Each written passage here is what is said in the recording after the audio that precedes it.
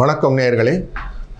மிதுன ராசி மிதுன லக்னத்திற்கான புது வருட பலன். இந்த ராசி லக்னத்தை இருந்து, அதாவது கன்னியா லக்னம், அதிலிருந்து 10ஆம் இடத்திலே மிதுன லக்னம் மிதுன ராசி அமைகிறது. அப்போது உங்களுடைய ராசிநாதரை பார்ப்பது சூரியன் செவ்வாய் 2 பேரும் பார்க்குறாங்க. 2 பேருமே தைரியசாலிகள் அப்படின்னு சொல்லலாம் இல்லையா. ஒருத்தர் தலைவர், இன்னொருத்தர் அதனுடன் தொழிற்சியில் தளபதினு வச்சுக்கலாம். இப்போ இவங்க 2 பேரும் சேர்ந்து நம்ம சினிமாட்டிக்கலாக சொல்லலாம் தளபதி அப்படிங்கிற இந்த 2 பேரும் உங்கள் ஜாதகத்தை நேரடியாக பார்க்கிறார்கள் அப்படின்னாக்க உங்களுக்கு நல்ல ஒரு முயற்சி செய்யணும்னு ஒரு எண்ணம் வரும். எதிலையும் முயன்று வெற்றி கொள்ள வேண்டும் என்ற ஒரு உத்வேகத்தோட இந்த வருஷத்தை ஸ்டார்ட் பண்ணுவீங்க. ஸோ இது ப்ளஸ் பாயிண்ட். உங்களுடைய அந்த சுகஸ்தானம் அப்படிங்கிற இடத்துல 4வது இடத்துல கேது அமர்ந்து கொண்டிருக்கிறார். அதுதான் லக்னமாக, கன்னியா லக்னமாக அமைகிறது. அப்போது முயற்சிகளை செய்யும்போது உங்களுக்கு சின்ன ஒரு அட்வைஸ் கிடைக்கும். அந்த அட்வைஸை கேபிட்டலைஸ் பண்ணிக்கோங்க. அண்டு முயற்சியை விட்டு வரக்கூடிய முன்னையும் பின்னையும் இருக்குன்னு சொல்லுவாங்க இல்லையா, அந்த மாதிரி ஒரு சூழ்நிலையை சந்திரன் அமைத்து கொடுப்பார். ஏன்னா அவர் சனி பார்க்கிறார் அப்படிங்கிறதுனால கொஞ்சம் ஸ்லோ டவுன் ஆகவும் இருக்கும், கொஞ்சம் அக்ரெசிவாக இருக்கும். அந்த மாதிரி ஒரு மூமெண்ட்ஸ் கொடுக்கும். இதையும் புரிஞ்சுக்கிடுங்க. இந்த வருஷம் இதெல்லாம் அது ஆக்டிவிட்டி அப்படின்னு சொல்லுவோம். அந்த ஆக்டிவிட்டி பேசிஸில் நடக்கும். உங்களுடைய தொழில் ஸ்தானத்திலே ராகு அமர்ந்திருக்க போகிறார். 10ஆம் இடத்துல ராகு. அப்போ நேச்சுரலி உங்களுக்கு நிறைய தொழில் விதவிதமான ஆப்பர்ச்சுனிட்டி, வர்சடைல்னு சொல்லுவோம் ஆங்கிலத்தில்.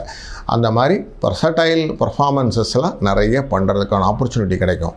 11ஆவது இடத்துல தனம் கொடுக்கக்கூடிய தனாதிபதியானவர் குரு அங்கே அமர்ந்திருக்கிறார். அந்த தனத்துக்காரவர் அவரே தான் உங்களுடைய செவ்வாயையும் சூரியனும் 9ஆம் பார்வையாக பார்க்கிறார். அங்கேருந்து உங்களோட லக்னத்தை பார்க்கிறார். அப்போ எல்லாம் இன்டர் கனெக்டிவிட்டி, உங்கள் தனத்து வரத்துக்கான முயற்சிகள், உத்வேகங்கள் எல்லாம் இவ கொடுத்துருவா. அப்போது தொழில் நல்லா இருக்குமா? ஆமாம், தொழில் நல்லாயிருக்கும். இந்த வருடங்கள் நீங்கள் புது பார்ட்னர்ஸ் வச்சுட்டு நிறைய விஷயங்களை தொழில் நிமித்தமாக பண்ண போகிறீங்க. அதுக்கான வாழ்த்துக்களையும் தெரிவித்துக் கொள்கிறேன். 12ஆம் இடத்திலே பார்க்கக்கூடியவர் புதனும் சுக்கிரனும் பார்க்கிறார். சுக்கிரன் தன் இடத்தையே பார்க்குறார். புதனுங்கிறது உங்களோட லக்னாதிபதி, அவரும் 12 இடத்தையே பார்க்குறார். அதனால் விரயம் எதுவும் இருக்காது, சுகத்தையே கொடுப்பார். கொஞ்சம் கற்பனா சக்திகள் இருக்கும்.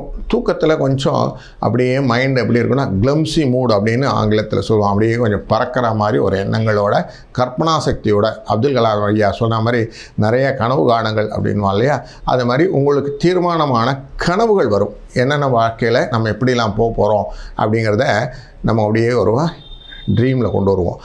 நார்மலி சொலவடையில் சொல்லுவோம், ட்ரீம் பிகம்ஸ் ட்ரூ அப்படின்னு சொல்லுவோம். அதனால் நல்ல கனவுகள் உங்களுக்கு நல்ல முறையாக வாழ்க்கையாக அமைத்து கொடுக்க இந்த வருடம் உங்களை முயற்சி செய்து அதுக்கான உத்வேகத்தை கொடுக்கும்.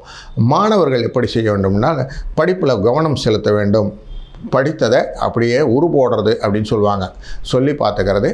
படுத்து தூங்கும் போது கூட அதை அப்படியே ரிப்பீட் சொல்லுவாங்க, அப்படியே பார்த்துக்கிட்டே வருது. பழைய காலத்தில் ஒரு பழக்கம் உண்டு.